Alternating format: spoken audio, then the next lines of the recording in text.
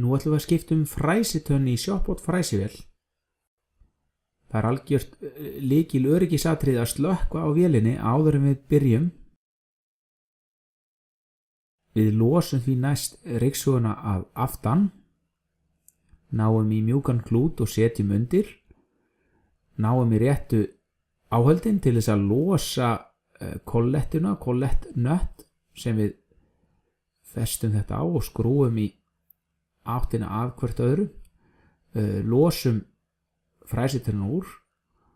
og skrúum kollettnöttið niður,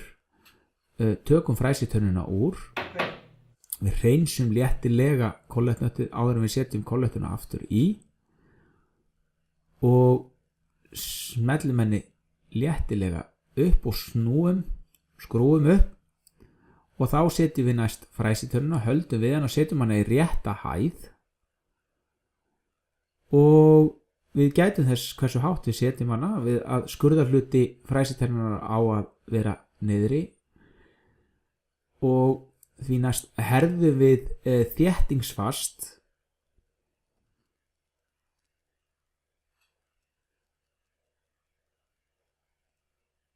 fjarlægjum klútinn og festum svo ryksugguna að aftan og þá erum við tilbúin.